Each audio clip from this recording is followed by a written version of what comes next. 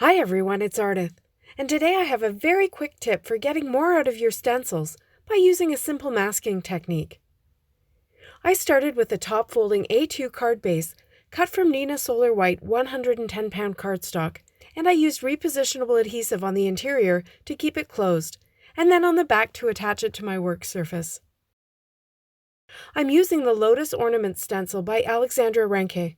It's available at ellenhudson.com, and it has this beautifully ornate floral pattern in it.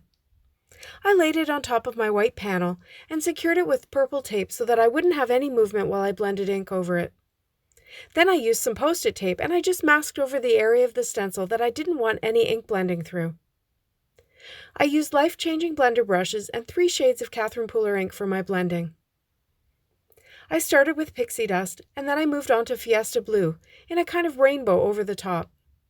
These 2 colors blend into the most amazing royal blue. Then I used Melon ice, which is supposed to be a bright yellow green, but apparently I had a bit of brown in my brush, so it ended up being a bit less vibrant than I had intended.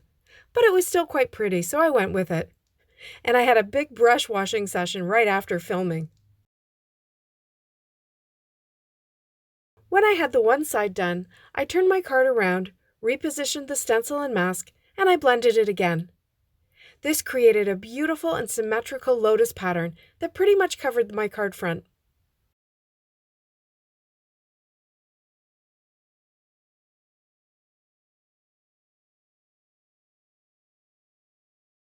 For my sentiment, I cut this wonderful die from some Tonic silver cardstock, and I used my craft pick to poke out all the bits before I used liquid glue to attach it to a strip of black cardstock.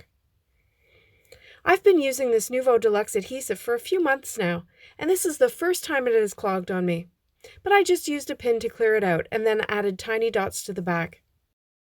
And even though my dots were tiny, they still squished out from behind when I pressed it onto the black strip.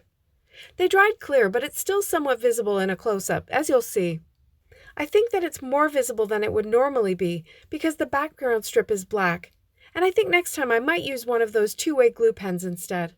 But this textured silver cardstock is really pretty, and the black sentiment strip adds a beautiful contrast to the rest of the light and airy card. To finish it off, I added some blue and lime jewels from the newest Citrus Mix jewels from Pretty Pink Posh, and a purple one from the Berry Mix that was released last month. If you enjoyed this video, please give it a thumbs up below and subscribe to this channel for more inspiration. Product links are below in the description and also on my blog. Thanks so much for watching. See you next time.